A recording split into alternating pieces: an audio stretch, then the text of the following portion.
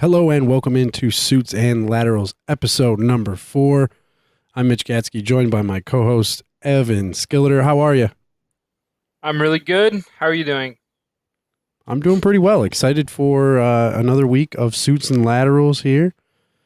We've got a full show for you today. First, we're going to start off with Evan's picks. He did pretty well last week, I have to say. He had a few slip-ups, but all in all, a good week for him. We're going to talk a little bit about that.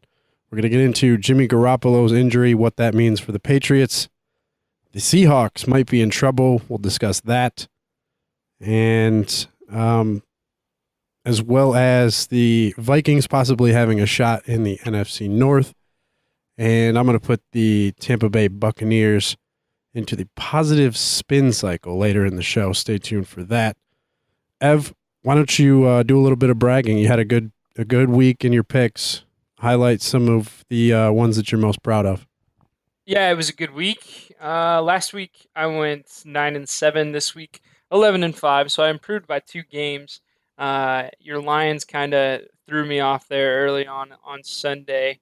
You're only lost in the 1 o'clock window, correct? That is correct. I had the Seahawks beating the Rams. I'm not sure anyone would have picked the Rams outside of LA. But I got that one wrong. And the Jaguars, which you know you had said that the Jaguars would lose, and you were right. So I'll admit Yeah, to that. we did make a little gentleman's bet on last week's show. I won't brag because I'll just continue to say this. The Jags are still the Jags, and they just don't know how to win, and I won't trust them until they learn. So I'm waiting to be proven wrong, but yes, I was correct on last week's show. So I had the Packers beating the Vikings. I was wrong there, but kind of happy that I was wrong. I was really impressed by the Vikings, and I'm sure we'll get into that later. And I Yeah, that was also a had the great game. I had the Bears over the Eagles, which was incorrect. But otherwise, pretty happy That was that not such a great game. I got the yeah, right. Happy that I got the Texans right. I picked them over the Chiefs. I did pick the Cardinal. No, I'm sorry. The other game that I was excited to get right was the Falcons over in. Man, I'm drawing a blank. Oakland. I'm sorry, Oakland. listeners. This show They will were in Oakland. yes, this show will get better. Starting now. So yes, I picked the Falcons to beat the Raiders over in Oakland. Mitch thought I was crazy, and I was right on that one. So a pretty good week of picks. We'll get into some of these games here pretty soon. But you can check out those picks. I release them every Thursday on my website, evanskilleter.com. So feel free to check those out. Let me know what you think, and love to discuss them with you each week. Let's jump right in here. Jimmy Garoppolo sprained a C joint in his throwing shoulder. And first of all, this guy's good. I mean, his status really matters. He's not just a fill-in for Tom Brady. He had the Pats way up on the Dolphins before he was knocked out last Sunday. And if it's not him this week, it's going to be Jacoby Brisket. I mean Jacoby Brissett, yeah, rookie from NC State. Ev, what do you think? Well, I don't know what to think because the Patriots are good with Tom Brady. They've proven to be pretty good with Jimmy Garoppolo. And so I have to imagine that a lot of the success is coming from the system that these quarterbacks are playing in. So it'll be very interesting to see what Brissett, is that how you say it? Brissett? That's how I've heard it pronounced, Yeah, Brissett. we'll say that. It'll definitely be interesting to see how he plays in the system because it seems like the Patriots, Belichick, and his staff just know how to set up his teams to win. So I'm not too concerned about the Patriots at this point. Plus, if you think about it, they only need a third string quarterback for 2 more weeks before Tom Brady's back. So even if they lose 2, they're 2-2, and they're still looking good for the rest of the year. Head coach Bill Belichick keeping injury info under wraps as only he can. I saw a little piece by Jeff Howe in the Boston Herald today about Garoppolo's availability this Thursday when the Pats are up against the Texans. Check that article out. It's in the links here in the show. But anyway, Belichick says, I'm a football coach. I'm not a doctor. The The medical staff is the medical staff. I coach the team. The medical people handle the injuries. They don't call the plays. I don't do surgery. We've got a great deal there. It works out good.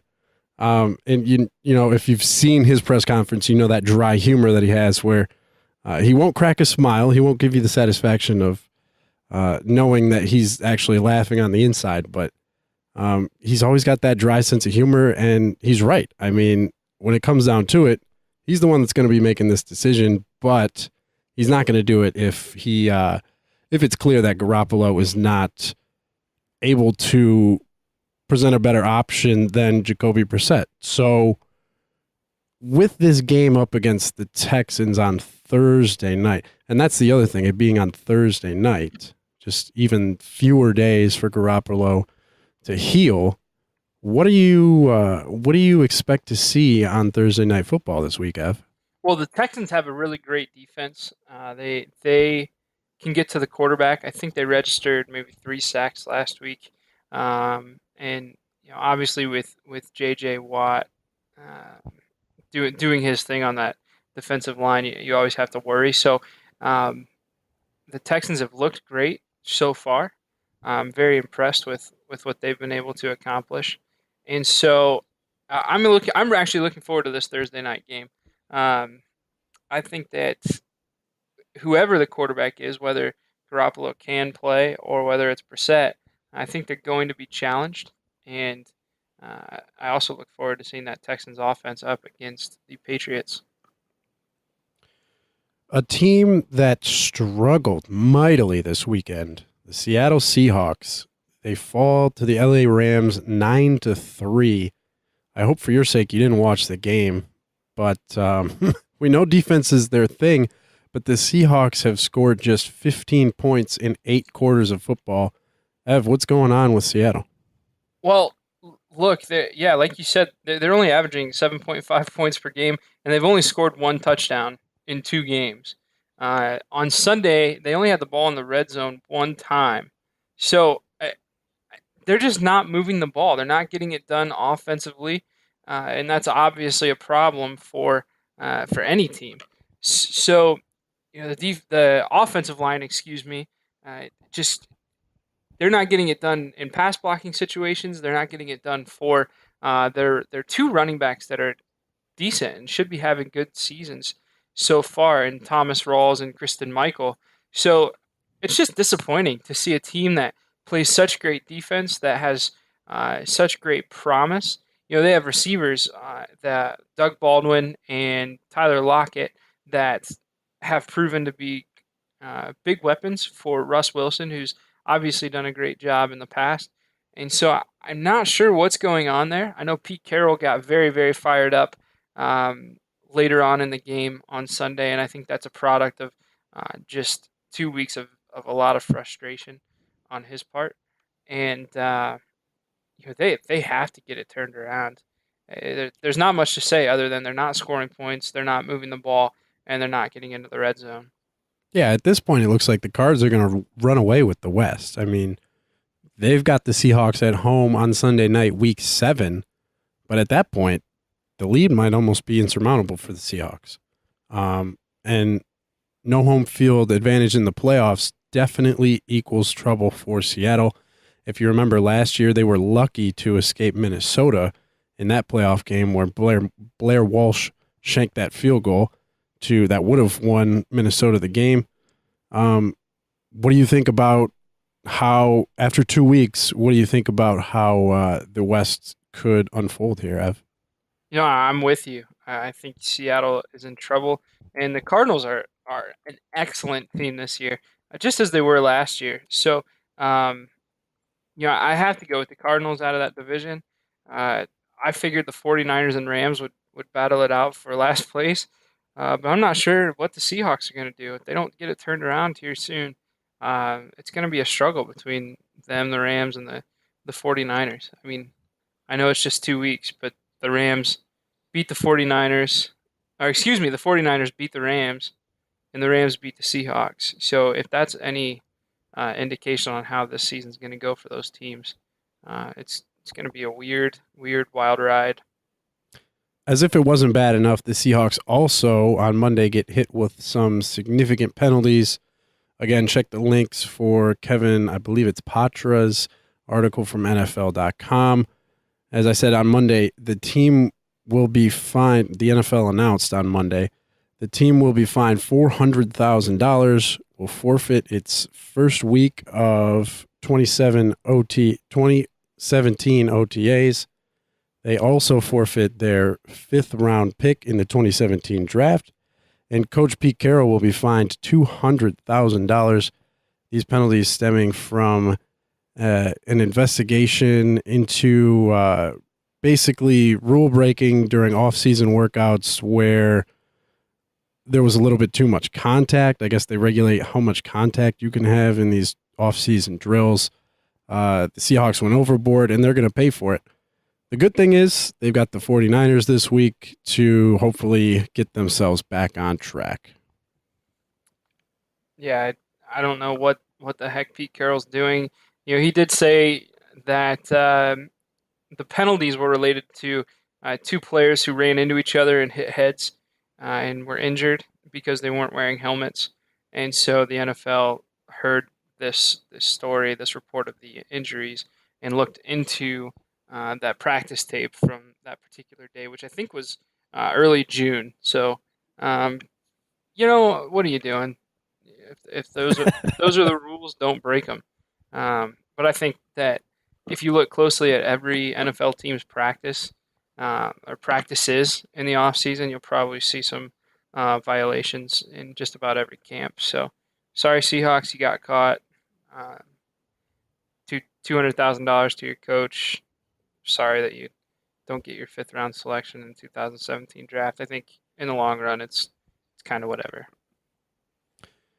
We saw quite a great, I'd say, Sunday night football game this past weekend. The Vikings picked up a big win early in the season, making the Packers play catch up for the rest of the year.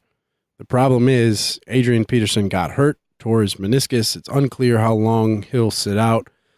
Basically, they've said he could play if he decides to. He could also opt for surgery, and they could.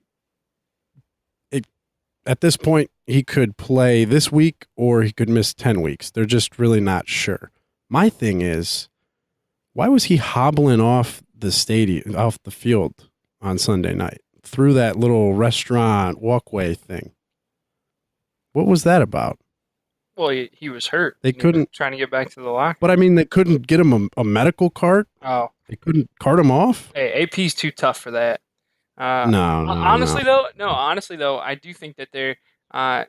We've seen Adrian Peterson be a very proud person and a very tough guy, and so I do think part of that is the image it gives off. He's gonna walk back to the locker room because he's a tough guy.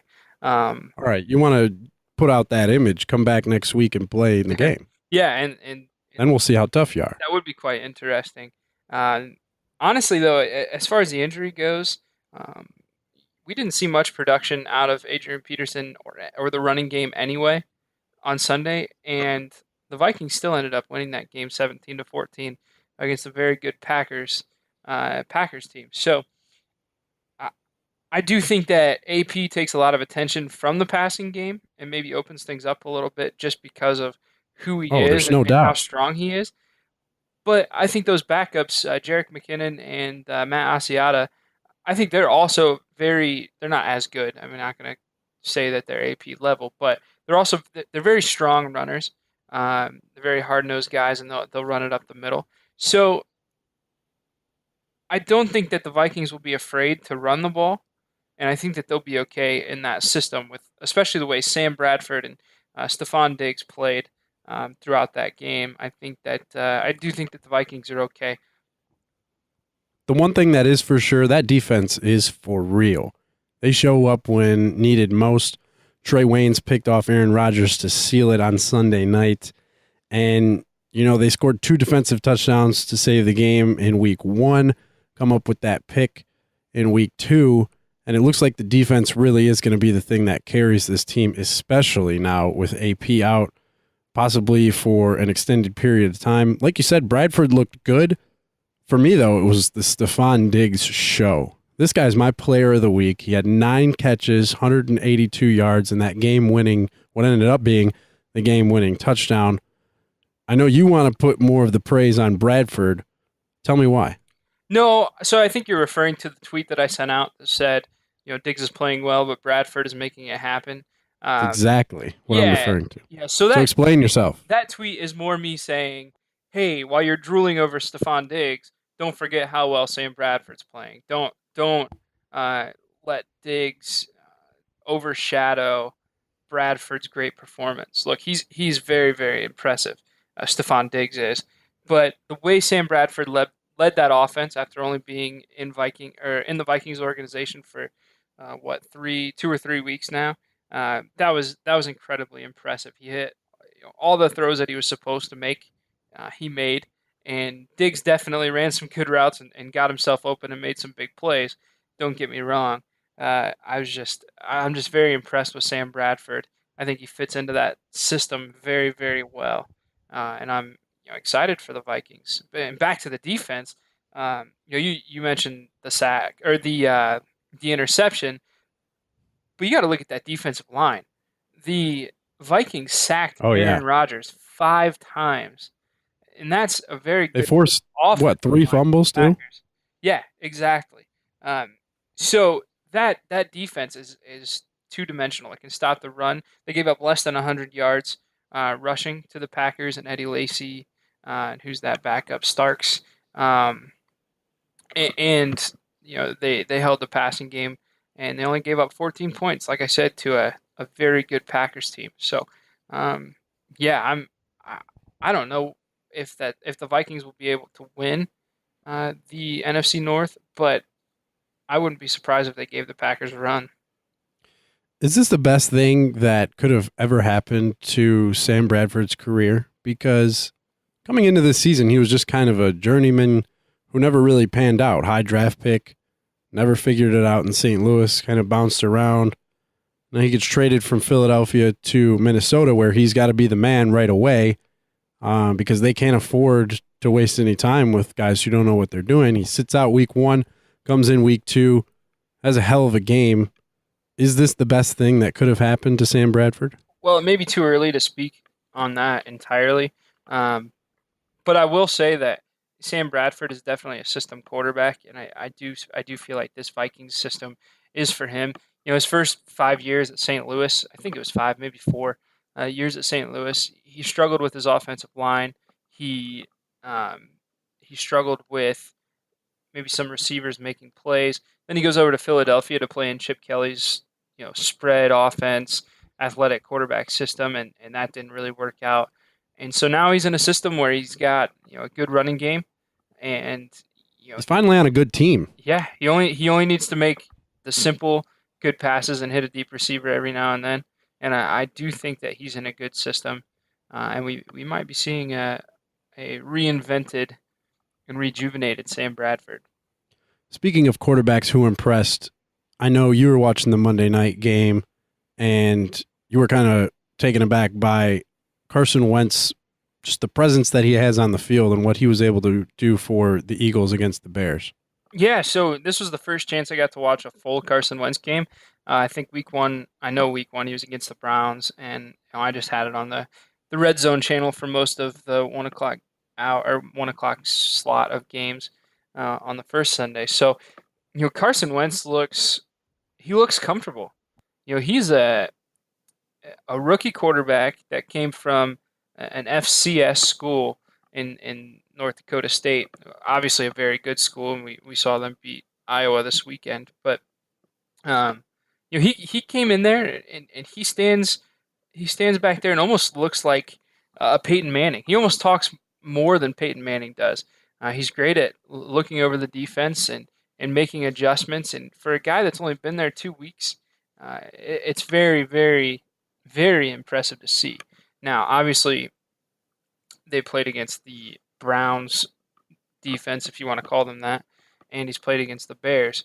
But very impressed so far with Carson Wentz, and I definitely hope that continues. Um, I mean, what do you see as the Eagles' ceiling after 2 games? Because we did our season preview show, and I don't know about you, but I kind of wrote this team off. But after 2 weeks, they have played probably the two worst teams in the league, I'd say. But they do look like a team who might be able to challenge the Giants and whoever else, maybe the Cowboys. I don't think the Redskins are going to be in it. I'm second guessing my own pick. But whoever is at the top, are the Eagles going to be right there contending with them? Well, the Eagles do have a very, very, very tough schedule. They play at home against the Steelers next week. Steelers secondary is a little shaky, but I don't think that the Eagles will be able to get it done there. They play at the Lions. With the Lions, you never know. Could be a win.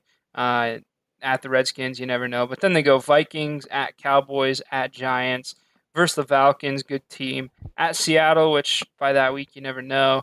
Then they're home against the Packers, probably a loss. So and then at the Bengals loss. I mean, it's the middle of their schedule is really tough. So I don't think that they'll compete for the East title, but I do think that Carson Wentz has a good chance to grow into a pretty good quarterback. So a team that I am going to be a big fan of, I can't lie at this point. I think the Tampa Bay Buccaneers are going to be my NFL team this season, and they took a pretty tough loss over the weekend. And that leads me into a new segment that I want to call the positive spin cycle. So when you go to the dryer and you see all those options, select delicates. Take good care. This is just the positive spin cycle. So this guy, Martin Finelli, I believe that's how you pronounce it, from the Tampa Bay Times, gives us a column that you can find in the links on Jameis Winston's emotions and how he needs to learn how to control those emotions in order to best serve his team and be the best quarterback that he can be. And while I agree with the main premise of what he's saying, my issue, I guess, is that he calls the Bucs' loss at Arizona the debacle in the desert. And I see what he's doing, but he needs to stop it. This was an expected loss against a team that we both agree and many agree. This is a Cardinals team that's the class of the NFC, despite their loss in Week 1 to the Patriots. And taking lumps can be motivating for a young team, particularly one led by such a passionate quarterback. Now the Rams host the Bucs, host the Rams this week, and then it gets a little bit exciting with back-to-back games against last year's Super Bowl teams. The Broncos are in town next week, and then the Bucs are in Carolina Monday night in 2 weeks. So I just need to say the Bucs are fine. I'm still excited. Jameis is still my guy. That's the positive spin cycle on the Tampa Bay Buccaneers. Big loss at Arizona this past weekend. Yeah, sure. I think that Jameis definitely had a tough game, and he's only in his second year in the league, and things didn't go his way. It's a good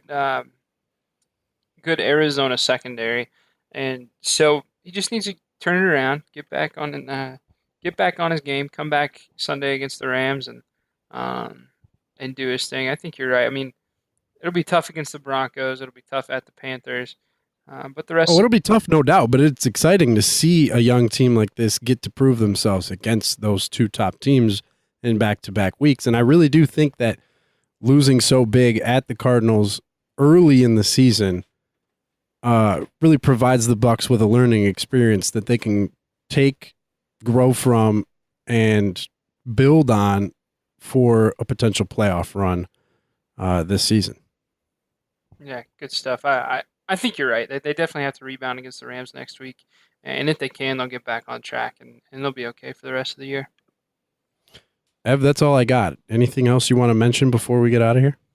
Well, we should do Player of the Week. Who's your? Yeah, go ahead. I kind of already spilled the beans on mine. Let's go. Mine, Go a little more in depth for me.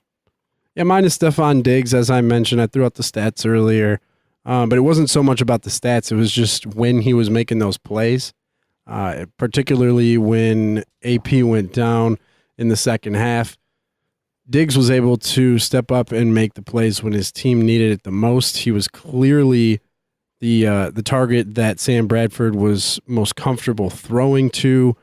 And you look at a guy who is just starting his first game with a team.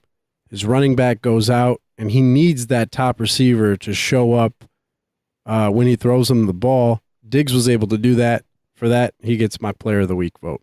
Okay. Well, I'm going to go What with about you? yeah, I'll go with another wide receiver actually. I'm going to go with DeAndre Hopkins. Uh, Okay. I'm a big fan of DeAndre, and I would probably go with Diggs if you hadn't picked him. But since you did, I'll go with another one. So DeAndre Hopkins, he scored one touchdown this week. He had 7 catches for 113 yards, and just like your guy Diggs, he's definitely the main target for Brock Osweiler. And in our season preview, I talked a little bit about the Texans and how I was excited to see what they can do with a consistent quarterback. And I specifically alluded to that chemistry between Osweiler and Hopkins and the time they've had to develop throughout a full camp and a full preseason. And that's definitely showing early here in the year. So excited about Hopkins, and he's my player of the week. Again, 7 receptions, 113 yards, and a touchdown. All right. I think that'll just about do it for us. Ev, throw out the Twitter handle and anything else you want the people to know. Yeah, well, before I do that, thanks for listening, and make sure that you subscribe, whether it's on iTunes or your Google Play Store, and leave a review for us. Let us know what you think of the show. It helps us, know what we can improve on, and it also helps with the show's ratings. And obviously, we would love to have some high ratings. So, um, subscribe, review. Thank you. Otherwise, you can find me on Twitter at Skilleter. You can email me at evanskilleter@gmail.com or evan.skilleter at campuspressbox.com. And you can find me at evanskilleter.com. I also write on Campus Press Box weekly, so check me out there. Mitch? Find me on Twitter at Great Gatsky, Gatzke. You can find me just about everywhere you can find Ev, except you fill my name in for his. And yeah, that's where I'll be. Until then, signing off. I'm Mitch Gatsky. That's Evan Skilleter. Give it to him. Stay right, stay real. Till next time.